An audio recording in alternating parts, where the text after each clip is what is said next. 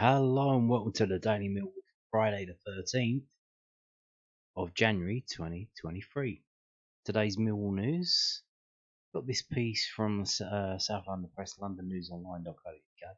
Millwall owner John Berylson consistently funded club's push to reach the Premier League. So John Berylson has pumped more than 100 million into Millwall, with the club's 2022 account showing he put in another £13 million to offset losses. The Championship outfit's income rose to £18.5 million, a climb of £6 million, with operating losses dropping from £13 million in 2021 to £11.7 million in 2022. Mill's wage bill went up by £1.5 million to £19.8 million.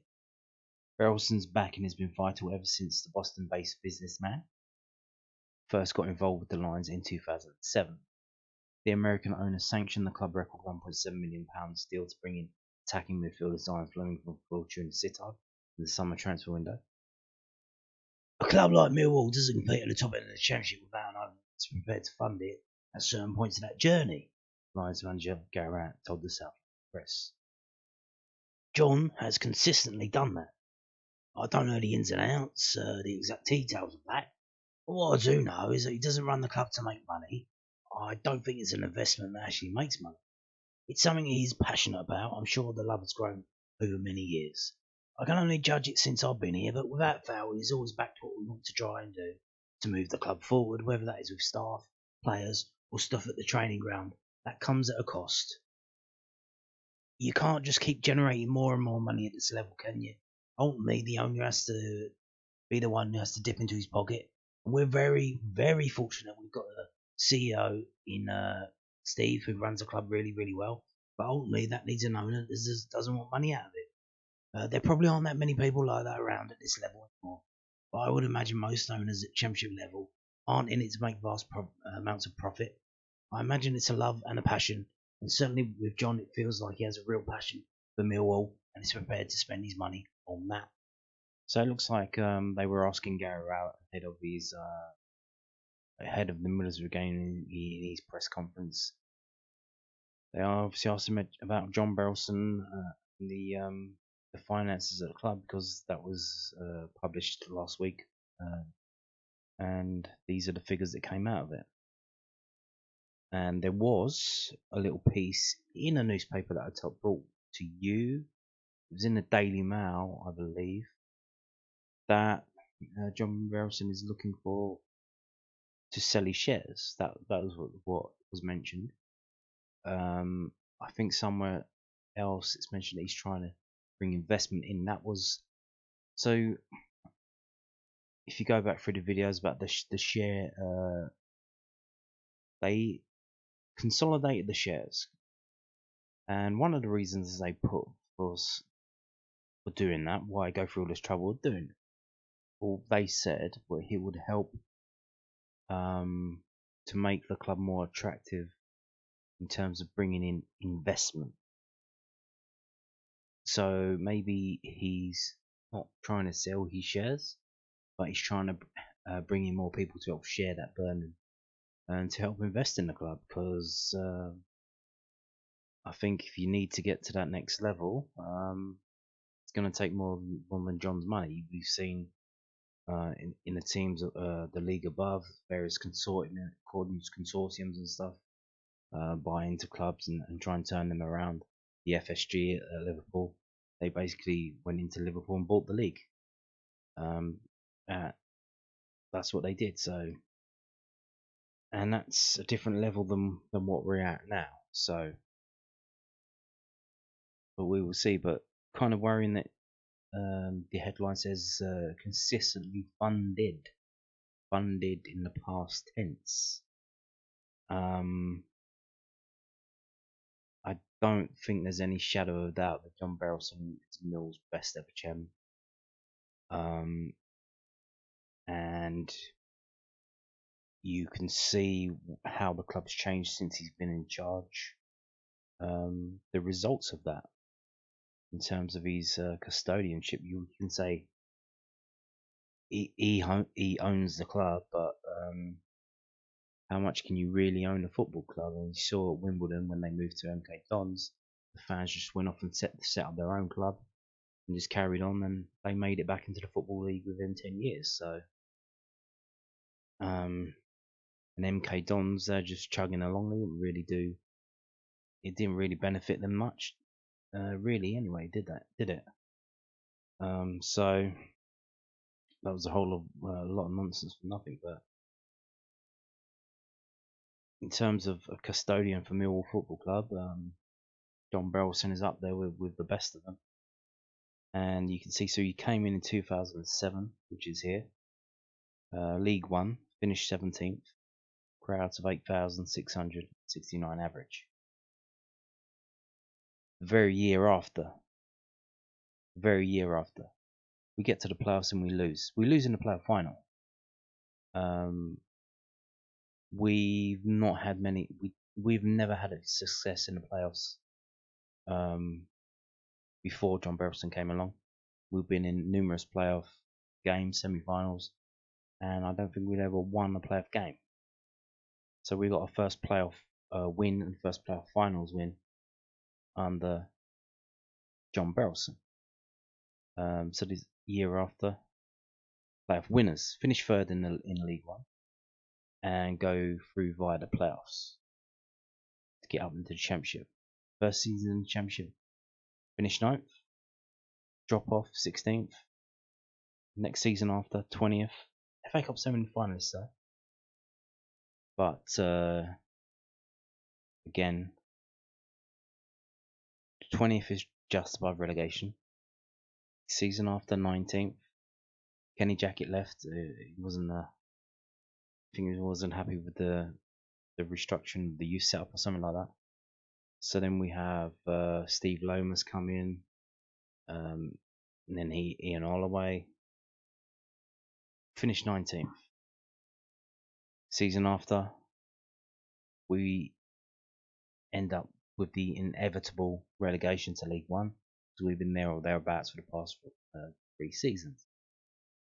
So straight away, when we are in League One, Neil Harris takes over. We finish 4th in the league, and we lose in the playoff final. So we do actually get to the playoff final. We get through the semi-final, get to the playoff final, and we lose in that final. The year after, finish 6th, bit lucky, bit fluky. So you have to get an incredible result at Bristol Rovers just to get in the playoffs on the last day of the season, and we end up being playoff winners. It seemed quite fated, quite magical at the time, and if you remember, it did seem that way. So again, playoff winners under John Berylson. Not bad. We get back in the Championship now. So again, quite similar to that season there, we finish 8th. We finish 9th there, we finish 8th. We go again. We finish 21st, but we do well in the FA Cup. Similar to this season here. So it looks like history is about to repeat itself. Do we really want to go down that route again? Clearly not. Neil Harris just about keeps us up. Season after, we have a really bad start, and Neil Harris is like, yeah, I can't really do anything with this squad, or they're not listening to me anymore. I've got to walk off because I don't want Millwall to get relegated again. I want the club to do better than this, so I think they've got to get someone better in, which is fair play to them for doing that. Then Garat comes in, 1920 season, end up finish 8th, but that season is the COVID break in March 2020. COVID hits, there's a break in play, we come back, games are behind closed doors until the end of the season, then there's a shortened summer break, and then we go again in a completely behind closed doors season, except for I think 2 games. You can see the average attendance there. It's 2,000. The season after, where we I think I have a couple of games where they let 2,000 fans in, 2,000 season ticket holders.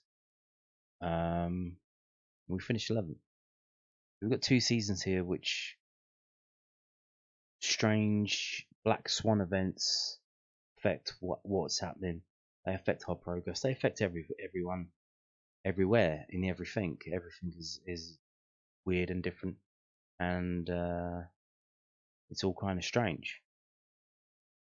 We get back to the proper season, proper crowds, proper football. We end up finishing 9th. We were 7th on the last day of the season, going into that last game.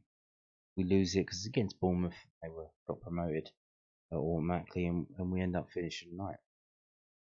But there was a chance there right until the last day of the season. Now we get to this season. We've started off well again. We were a bit bitty at the start of the season, and then the players and the management had a word after the poor result of Blackburn. Formation was changed, and we haven't looked back since. We've been absolutely outstanding up front. Sometimes the old performances still creak in. Huddersfield away is one to note, and probably Sunderland in the second half. But we seem to have turned a corner now. We do seem to have turned a corner. Now, in terms of the crowds so far this season, 13,841, which is the best it's been for many, many a year. And I'm going to tell you how many years right now. We have to go all the way down to 1988-89, which was our first season in the first division, which is the top league.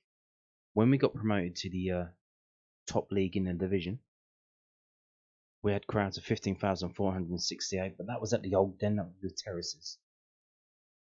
So you can't really compare that to that. But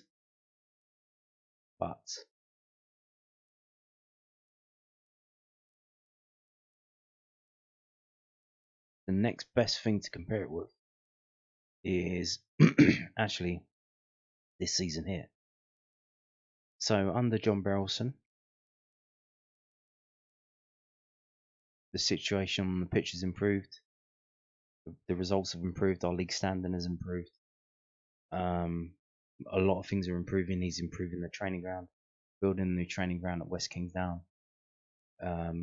Multiple times under John Berylson, we've broken our transfer record, which was a long-standing thing, which was quite it stuck out when you saw the list of club record transfer fees and you went down and you saw Millwalls was in 1989. It was Paul Goddard for £800,000, and it stand around for 20 odd years, 30 odd years. And under John Berylson, we've broken that many times, that window, that limit. Firstly, I believe for Brian Leonard, less mention about that the better. Then Tom Bradshaw, who's done all right. I mean, he's not amazing, but he's kind of a Championship League Gregory, where League Gregory was the League Gregory of League One. And now for Zion Fleming for 1.7 million, which is turning out to be a pretty incredible bit of business from John Berylson there. So you are what I can say, in my opinion, is what the current manifestation of Millwall FC that you're seeing when you go to the den, when you go around the ground, when you watch the team on television, is arguably the best it's ever been. Now, if you're really, really old, you might not agree with that, but in terms of many, many metrics, it's the best it's ever been right now. Now, personally for me, the football, and a lot of others, the football isn't the best it's ever been. A lot of people blaming Gary Rowett for that. Now, obviously, playing 5 defenders doesn't help. Since he stopped doing that, since we switched to this 4-2-3-1, greatly improves. If we had better strikers, better finishers, we would probably be flying and would be unstoppable. But that doesn't come for cheap either, does it? So now, in terms of, like I said, we're not playing the best football probably in my lifetime. My time following Millwall since I started going, I believe, in 91, 92. Maybe the season before I went to 1 or 2 games. I was a kid. The best football I've seen is rugby under Mark McGee when we run away with League One as it is now, and then the season after we finished 4th and lost in the playoffs to Birmingham City when we had Cahill, Eiffel, Reed, Lucas Neal, I think. That was a very good side, very good football, and the team as it is now doesn't really, not really comparable to that. But in all other metrics, in many other metrics, the current manifestation of the Millwall team and club that you see now is the best as it's ever been. Now, obviously, there are glimpses still of the old Millwall. We're seeing the Hummel shirt deal. We're seeing the memorial stones. Same old like financial pitfalls where the club's getting involved in business deals that go wrong or just dodgy business deals, and that has been a staple of Millwall over many years. Go back to the tavern pub still, Euro ferries. It's something that's always there, but the club is trying to make money, and that's you're gonna get bumped into these little road bumps along the way. But as we are now, it's pretty good. The crowd is the best it's been for many years. The football's getting there. I think we need a few more pieces. Hopefully they're working on that and they bring that in. They say they are. If they do that correctly, I mean, we could be absolutely zooming up the table and we could find ourselves in the Premier League, which would be, I think, I can show you all this stuff. I can say, oh, with this, with that, with that. There is a clear marker in terms of success to put the crown, the cherry on the top of saying this is the best it's ever been for Millwall Football Club, and that is to get in the Premier League, because the Premier League is a lot different to the old Division 1 as it was then. To get into that division, to compete in that division, to play the teams in that division, everything will be jumped up on steroids. The den will be sold out every week. The away tickets, if they give us any, if they let us get any, will be sold out every week. Everything will be sold out every week. I'm not lying when I've said this, but if we get in the Premier League, I'm pretty sure it's going to be one season done. It's probably going to be the only time in my lifetime, and I will literally quit my job for a year, just to work my schedule around following Millwall games. That's how important it would be, and that is literally the only kind of missing piece of the jigsaw, the cherry on the top, the crown on the king of John Berylson and Gary Rowett himself, is to get this team into the Premier League, and that would be above and beyond the next level, without a doubt, without a shadow of a doubt. It will be pretty incredible. What we do when we get there, though, who knows?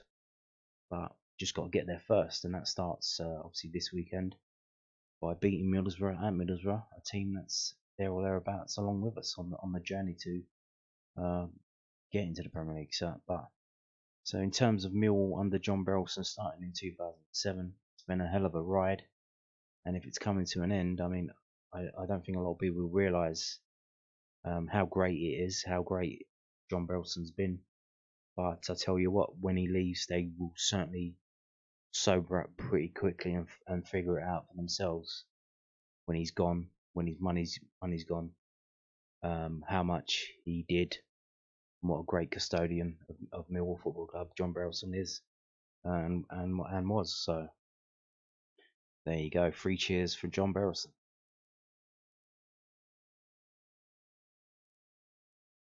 Now, moving on to the stories of the upcoming game. Mill midfielder described his scoring record as streaky, but fully confident the great attacking return. So this is from LondonNewsOnline.co.uk. George Honeyman described his scoring record as streaky and believes his next run of net gains is just around the corner. Well, let's hope it's this weekend against Middlesbrough, because we know he's from the North East, so hope he's fired up for that. The 28-year-old joined Millwall in the summer from Hull City and has notched one since the 3-2 win over Coventry City at the Den in August. The former Sunderland captain has scored all 5 of his 21-22 haul for the Tigers by January 19th last year. It's absolutely key that we get goals from everywhere, and I've definitely got to chip in with more, Honeyman told the South London Press. I generally don't feel like I'm far away. The goals in my career have been all in the box, picking up second balls or being the first to latch onto it. In recent weeks, I feel like I'm getting closer, and the ball is just going past me. It's one of those where I think I'll streak into a few goals in a row. I've just got to be persistent and keep getting in the box, be proactive about it. I'm kind of streaky in that way in my career, just like bacon. History will tell you that when I score one, I'll probably go on and get 4 in a month. Then I might get a couple of months without scoring it. It can be frustrating. Hopefully, I can time a little run now. I need to keep getting in the right areas, especially playing out on the right wing at the moment. I need to keep making the box from the opposite flank and keep providing for the lads as well. If I'm not scoring, I want to help setting them up. I feel I'm just doing quite well in that aspect. I'm setting up chances. I can't control the finishes on them. Is that a little dig at Bradshaw there? I need to keep being influential in the final third. I'm sure the assist and goal tally will start going up. Just under half of Honeyman's 23 championship appearances have come as a substitute for the Lions. With Zion Fleming having the number 10 role locked down, it means Honeyman's scrapping for a wide attacking spot against the likes of Tyler Berry, Mason Bennett, and academy prospect to remain essay. It's been a bit stop-start, said Honeyman when asked for his take in the first 6 months of Millwall. I've had phases in the team and phases out. That's part of being in a good squad, and also something from not maybe nailing down a shirt and lots of lads vying for positions constantly. I've given myself a solid base to go and be successful here. I'm pretty certain that I will be. I like I have at every club.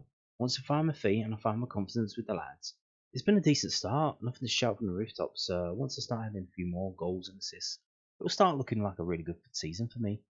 In the second half of the season, I'm looking forward to kicking on and taking my performances up a notch to keep helping us progress.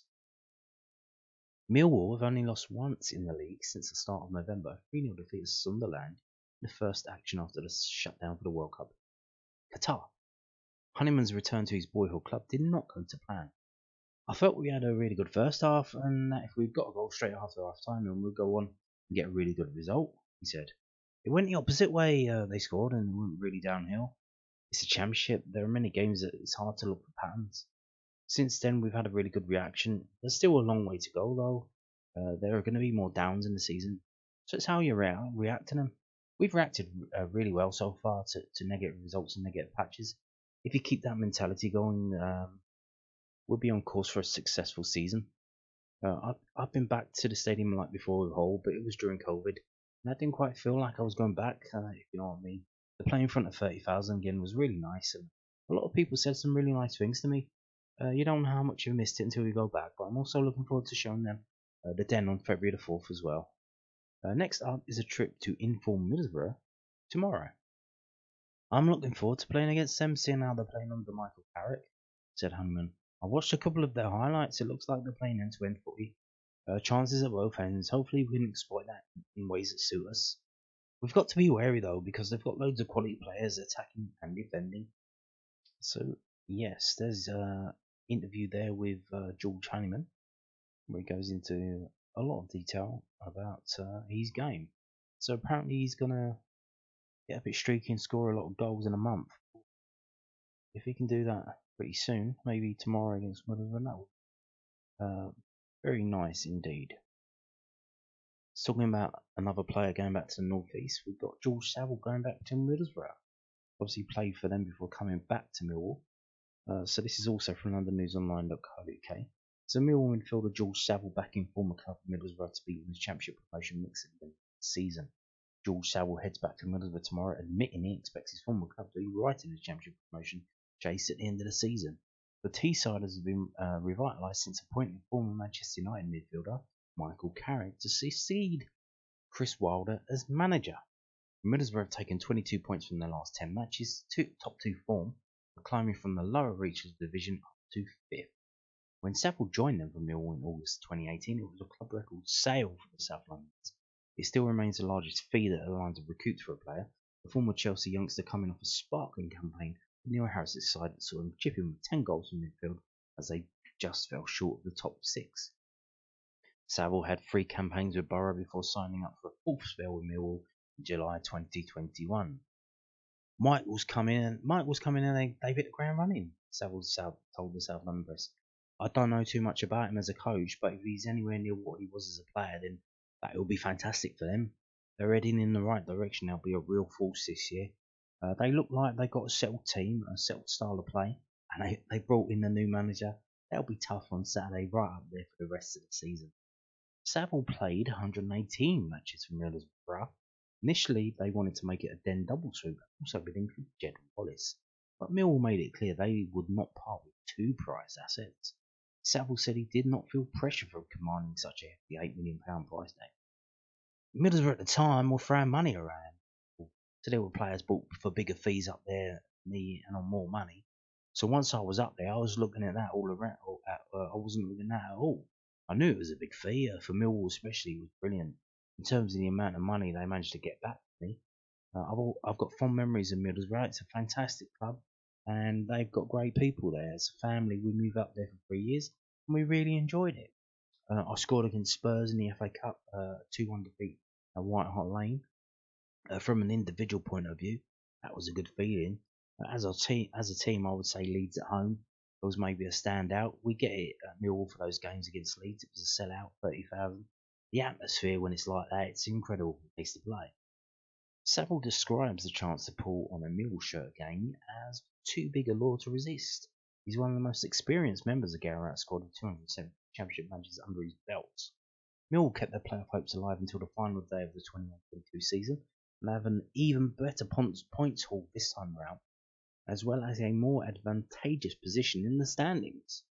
We'll always be in and around the playoffs just because of the manner of how we stay in games, said Saville. Sunderland, results-wise, blew us away, but that was the exception. If you look across the board, then we're always in games, 1-0s, 2-1s or 1-1s. We won't roll over lightly. It's just a case of whether we can maintain the consistency and keep finding the back of the net. Those central midfield spots are hotly contested. Billy Mitchell has been a strong contender for the club's top performer this season, arguably only leaving one spot up for grabs. Saville, Callum Styles, Jamie Chuck and Ryan Leonard, back from injury, are all contenders to fill it. Well, it's probably the best squad we've had in a while in terms of numbers, said Saville, whose sole domestic honour is the EFL trophy while on loan at Bristol City in 2015. I've been happy with my own form. I've shown a good level of consistency this year. I didn't start the season, but I got my head down. I worked my way in. I stayed in. Performances me and Billy have put in there, we've been a good majority of the time. Billy's been outstanding. He shows a high level of experience for someone so young, and that impresses me. He's young, he's energetic, he's got legs. The last spell, maybe 18 months, he's going in the right direction. If he keeps doing what he's doing, he's got a great future ahead of him. Indeed, I mean, one thing that stood out for me in the Sheffield United Cup was we didn't start Billy Mitchell, and you could see that we were missing, and what we were missing was what Billy Mitchell brings to the table.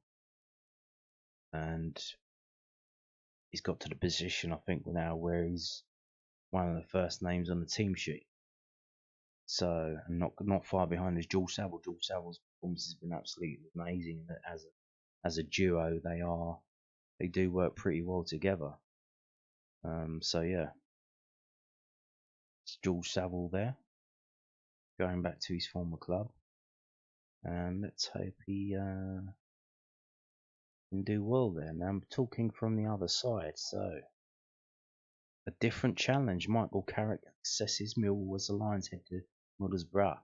Michael Carrick has said the Middlesbrough side will respect Millwall heading into tomorrow's clash at the Riverside. The two sides head into the fixture on the same number of points, with Middlesbrough goal difference separating the pair. Millwall, 6th in the Championship, picked up a 3-0 win against Rotherham last time out in the league, but Gary outside suffered a 2-0 defeat to Sheffield United in the third round of the FA Cup. Third round last weekend. Carrick's Borough side, 5th in the table, lost 5-1 to Premier League outfit Brighton and Hove Albion in the Cup, but have won their last 3 Championship outings.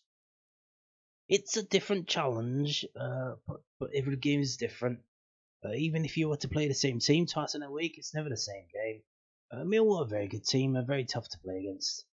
They've got a lot of numbers in attacking areas with a lot of energy and a lot of quality. They ask you questions of you defensively and put you under pressure. They changed formation midway through the season. They've noticed. And have since had a really good run of form. They're proven hard to play against, but we know what we're coming up against and we respect them and look forward to it. What they do it well, and you can see that they've got a clear way of playing. They run with us, lads. They know we change the formation. They know it's working. Might have to change it to something else soon. I don't know, but Michael Carrick there. So, let's get into it. This is the head-to-head record from 11v11.com, sorted in terms of trips to Middlesbrough. And as we go down, you can see that it is an absolute sea of red. Plenty of defeats, tons and tons and tons of defeat. So it doesn't look good for tomorrow, does it? When we do get a result there, it seems to be streaky, just like George Honeyman's scoring record. You can see here we have a streak of 4 good results, 4 trips to Middlesbrough in a row without losing, 3 draws and 1 victory running from 1965 to 1969. This is probably arguably our best ever spell up there in 2010.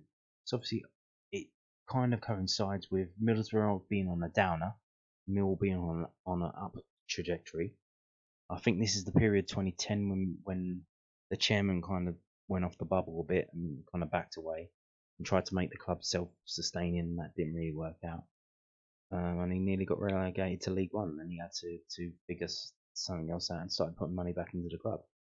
But see, 2010 to 2011, 2013, 2014, we go up there, 4 games in a row, 3 wins and a draw. But other than that, there's not a lot going on. We've literally, going from this game in 2021 here, all the way back to the game in 1913, we've only won there 4 times. Over was that probably like 25 games or so. 4 wins. 4. That's not a good return. Quite a few draws up there. Not as many, because there's a lot of defeats. But seemingly when we do draw, like last time out, which was a 1-1 draw, it's a 1-1 draw. We got this one in 21, 1-1 draw. 2019, 1-1. Again, 1-1. Draw in 2011 was 1-1. The random draw in amongst a sea of defeats in 1987 was probably, what was that, first game of the season? A 1-1 draw.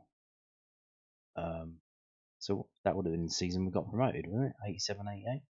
So a 1-1 draw. Got some kind of omen there. If we draw, does that mean we will get promoted this season? No. And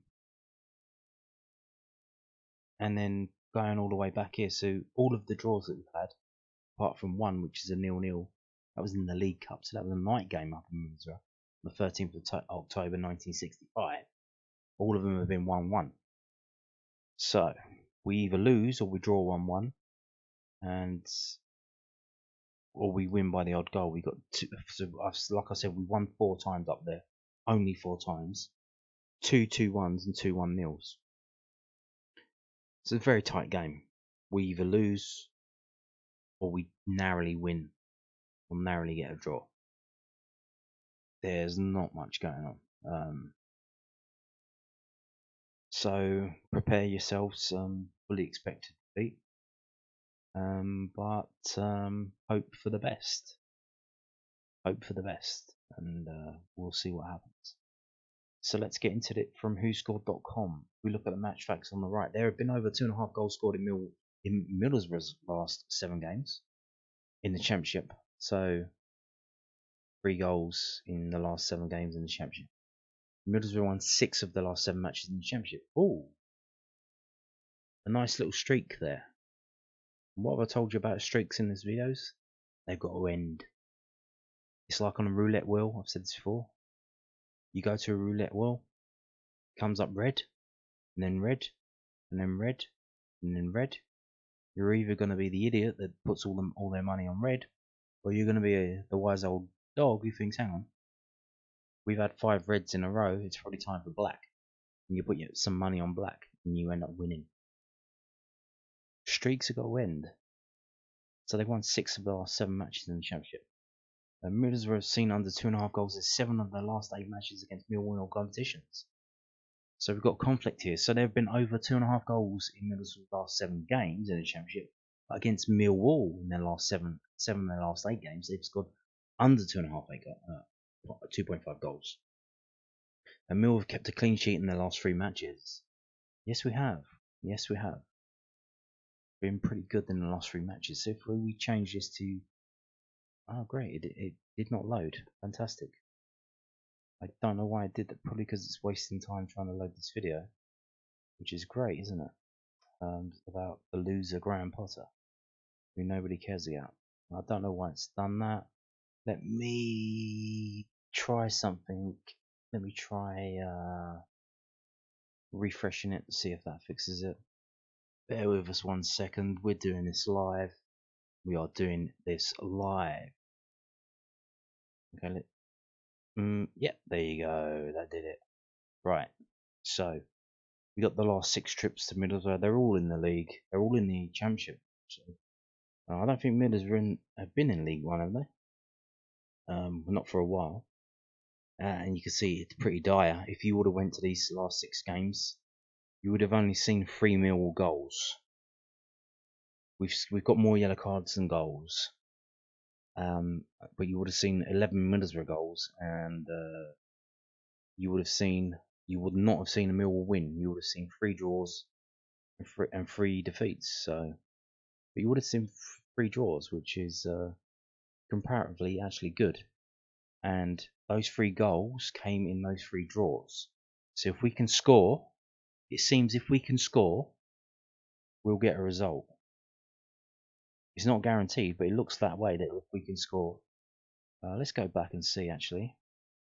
So in the defeats, there are defeats where we scored. But there are a lot of defeats where we have failed to score.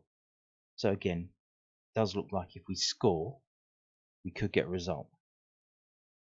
Okay. Here's the table as it stands, as it says. They're 5th, we're 6th. We're both on 39 points though. Here's the form. We got 2 draws in our form. 0-0 against Bristol City and a 1-1 against Wigan. They've just got wins and 1 defeat. That was against Burnley. That's not a bad defeat. Got to lose away to Burnley, the best team in this league, a pseudo Premier League team. They're going to get promoted to the Premier League at the end of the season, without a doubt. So you go. Now, they've played 1 more game than us though. So we got a game in hand of them. So if we had the 3 points from that game in hand, we would be above them. So that's handy, isn't it? We've scored less goals than them by quite a bit, and we've conceded less goals than them by quite a bit, which is good to hear that they are capable of conceding goals. Let's have a little run through. So they conceded against Norwich but 1. They conceded to Luton but 1. They conceded to Wigan but 1. Which is more than we did, but at least they still conceded. So they haven't kept a clean sheet in their last 6 games. That gives me hope. That does give me hope. Now, will they be stupid enough to try and keep a clean sheet? I don't think they're the kind of team that will try to keep a clean sheet. So it seems that they will be open to attack. We can attack them, and if, God forbid, we actually get lucky with our shooting and actually get a bit clinical, we might actually do well. Now let's have a look at the home table. So they're not that far away. They're 9th in the home table. They've got 5 wins, 5 draws, 2 defeats. But as we know, in terms of, so they're 9th in the home table.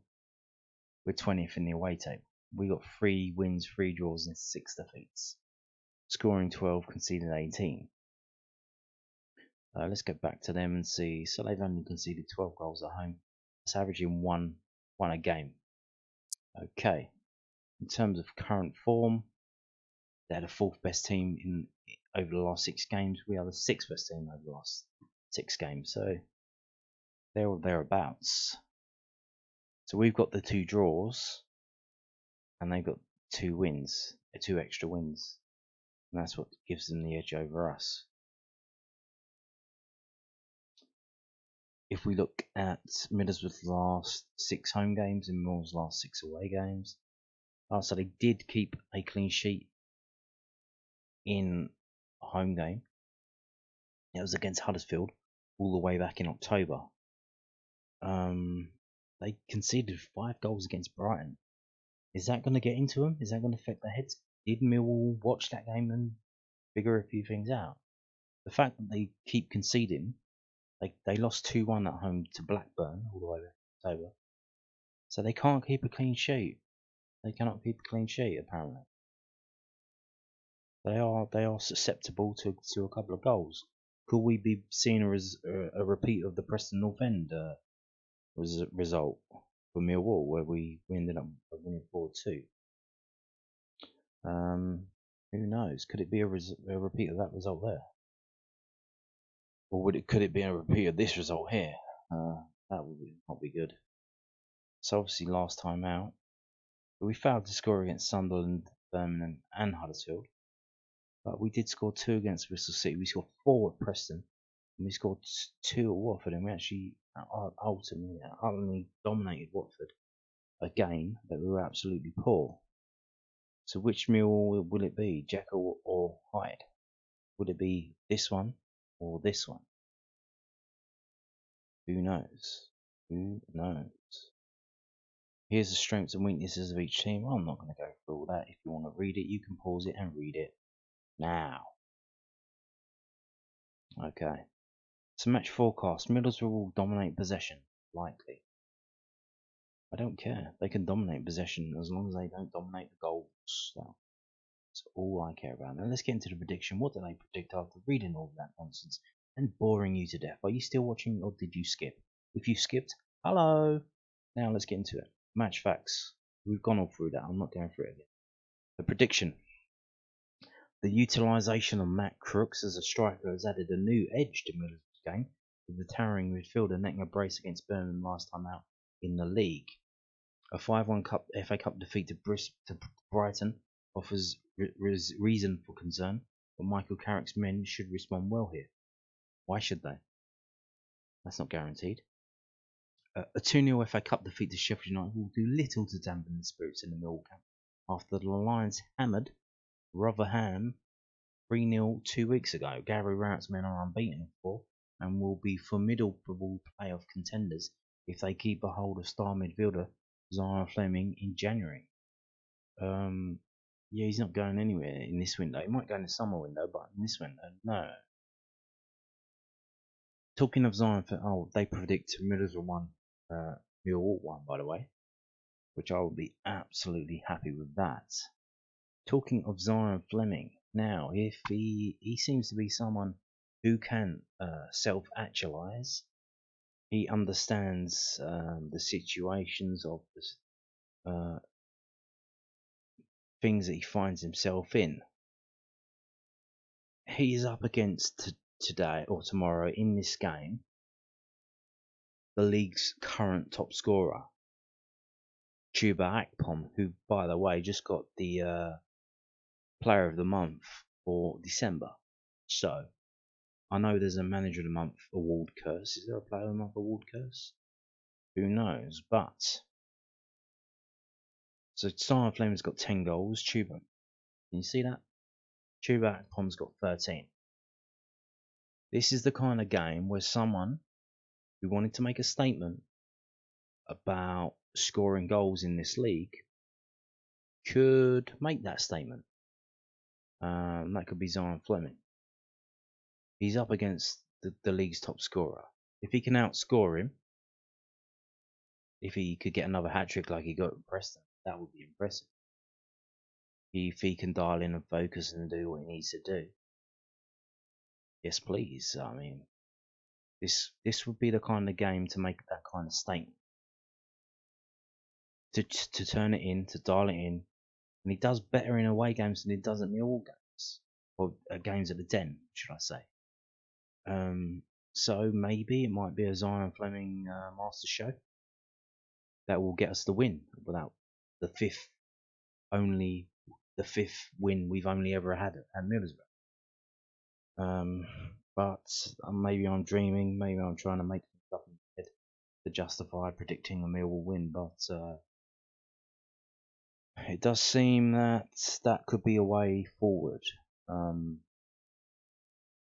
Could be that way, because I mean, look here on this chart, we've still got Charlie Cresswell's our third top scorer. 4 goals that he scored way back when. He's not even playing in the team now. Hey, we will see. I mean, the squad's bare thin. We saw last season when the squad was bare thin. They just started playing better for some reason. Like they weren't under threat of losing their place in the team because who's going to come in? There's no one there. They're all injured, so we'll see. But they predict a 1-1. Now let's get on to Brighton from SkySports.com. What's he predicting here? And how far down do we have to go to get there? Okay. Burnley Coventry. Okay. Cardiff Wigan. Here we go. Middlesbrough Millwall. Middlesbrough's last week's FA Cup result aside are flying right now. Their only defeat in recent times has come against Burnley, and there is absolutely no shame in losing to them right now. Millwall are also in a good bit of nick. They are both locked. They are locked with Borough on 39 points, with both in the playoffs, and I can't separate them right now. They score a draw, but he's gone for 2-2. So he's gone for Middlesbrough 2, Millwall 2. I want to predict a win. I can't with the record. The fact that we've only won 4 times at Middlesbrough over many games, over many years. I can't predict a win. That would be absolutely stupid. So I'm going to have to say it's going to be 1-1. If we do win, I mean, it will be absolutely incredible. And then if you don't already believe that we've got something special going on right now, if we win this game, you better fucking start believing. And you better start looking at the playoff dates for the season and start make sure your missus doesn't sign you up for a wedding or something like that. Don't RSVP to nothing, because if we win this game, it's on. It is on. Yeah. So Middlesbrough 1, Millwall 1, but we hope for the best. And on that note, thank you for watching, and